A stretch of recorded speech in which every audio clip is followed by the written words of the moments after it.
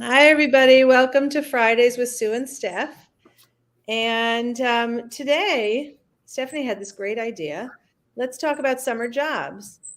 And it seems crazy because the summer's over, but really, it's good to kind of start thinking about what could your kids be doing for next summer because putting the idea in their head and even just kind of considering how does somebody get a job these days, that kind of stuff.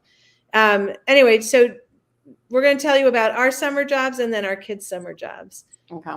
So I'll tell you mine. Well, I mostly was a counselor at sleepover camp, which I loved, totally loved. But one summer, I worked for my uncle. And my job was literally standing at the photocopy machine. That's all I did. And I hated it. I hated it so much. And then one day I came home and he was over and I said, you know what? I reframed this whole thing and I love it. I just love it. I get to talk to people who come in and ask me to do this for them. Uh-huh. And his face dropped and he was like, so we just had a meeting about reorganizing and last in, first out. You're fired. And he's like, I didn't think it was going to be a problem because you hated it so much. Okay, that's funny. That's a good one. That's a good one. I was also a camp counselor, but at a day camp. And I loved it. I really loved it. I was thinking about it this morning. I totally loved it. And I used to have I would laugh like you talk about like camps like in your neighborhood, like kids do for like the other kids and stuff. And I used to do that in my neighborhood, have like a little neighborhood camp. And I totally loved that. I just thought it was so fun.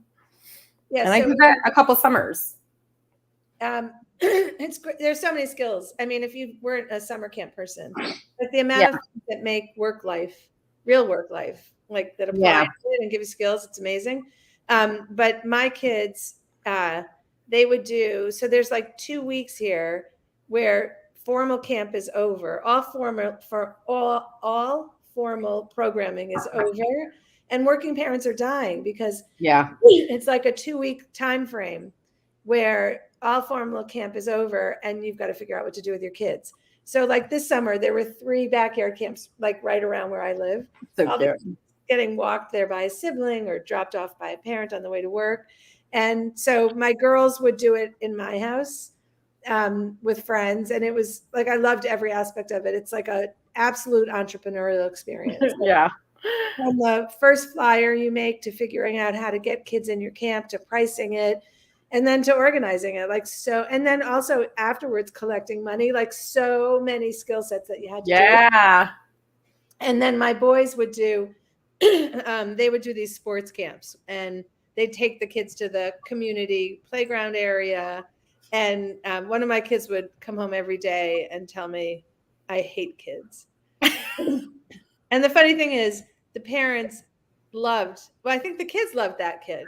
And the parents would tell me how much they love that kid. And it just made me laugh at how much they did not like that experience.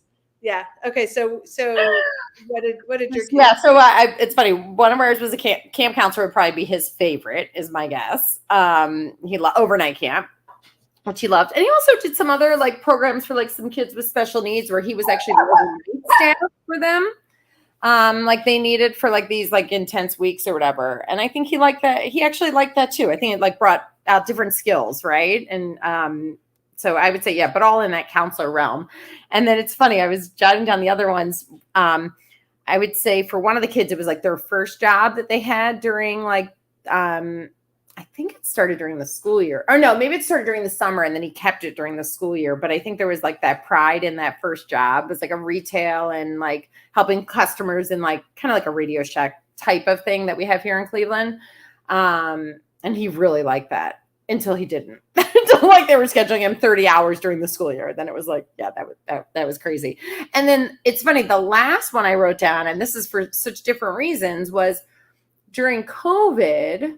And one of our kids wasn't going to school. It was the only one we had home who was still in high school. And she was working at a food establishment here in Cleveland. And she loved it, I think, for 2 reasons. One, it was like so process oriented, like you learn like a process. But the other was, it was her like social life during COVID. It was the only like it was normal, and it was meeting people from different schools and different communities and all that stuff. So I think it saved her, frankly, you know. Yeah, that's amazing. One of my one of my kids did like one of these frozen yogurt places. Oh yeah. And I just remember like the first paycheck and that kid being like, "Wait, they take away all this stuff? Wait, what, I made this and then I only get this." It was just, that very funny observation, Yeah. when the kid goes, "Who's FICA? Who's Rita?" Where's Micah? That's funny. That is funny. But you know what though? You bring up a good point, which is they all loved like getting those paychecks. Like Yeah. that independence and that like pride in tying those pieces together, like no happier day on those paydays. And I mean, the truth is, I really think the goal, the thing that got the daughter to do the frozen yogurt was she wanted to go on a trip with her sister. Okay. And I said, you have to pay for half of it. Yeah. And that motivation toward a goal was, Yeah. and then also like the idea that it was your money that was being spent on this trip really changed that trip also. So I'm a big fan. I think like giving our kids a pass on those kind of things because they have a hard year or life is so stressful. I think we actually should look at it as the gift to our kids to have them. Yeah. Yeah. And you know what? I forgot. Like, as we're sitting here talking, I'm like, wait a minute. I worked every day after school, maybe not my junior year, senior year for sure, at a daycare that was up the street. I would come right from school. I had to be there at like 3:15, 3:30, and I worked. The daycare closed at 6. So like 15 hours a week, and it was like very structured. It was right near my house. And again, it's kind of like camp counselor extension. But I totally loved it. And I think I do think having a job in high school is really fantastic. And also I remember hearing someone speak about this one time at one of my kids' schools, how like the idea that your kid has another adult that's not us, that they are responsible to, where that kid is, that adult is, they can't take their break till your kid gets there. There is a very different dynamic there because they feel responsible, right? Because like if I'm late, that person can't take their break. Yeah. There's so much learning. So Stephanie has to leave. We love hearing from you, Stephanie. Thanks for joining us. And I guess I'm assuming your kid worked at Trader Joe's and they're a really good employer for a high school kid. So that's good to know. I love Trader Joe's to shop, but Just thinking I don't know if I've seen like kids at our Trader Joe's. I was going to say, I haven't either. And it's funny. I was just saying this recently, like the culture, I do love the culture there. Like, they're like, "Oh, so what are you doing this weekend? I've had that before. What are you doing with that?" Like, they're certainly trained a certain way. And I maintain they are the best packers of any store. Oh, they are. I think they went to school for it. It's true. They're awesome packers. I think there used to be some TV show, like a contest of who could pack better, and they did a good one. They are very good. So yeah, we are champions of some kind of work during high school, and summer is a great time because there's not so much else for them to do. But I have another plug for something that they can do during the year. Yeah. I mean, it's kind of some sad research that just came out about how far behind kids are. And so, like the tutoring space, like if you have a kid who's particularly good in a subject, nothing makes a mother or a family happier than them not being the one who has to sit down with try and help that kid. But I think tutoring is a great way for a kid to, they do that. My kids did not do. That is not true. One did it for a bit. Yeah. And I have friends whose kids have done it, but I've just been reading all the stuff that's coming out now just about national test results and all this stuff, which is kind of sad. But kids there certainly seems to be a big need for it right now is what I would say. Yeah. So some entrepreneurial teenager is going to make a killing here. Yep. Learn how to teach. Totally.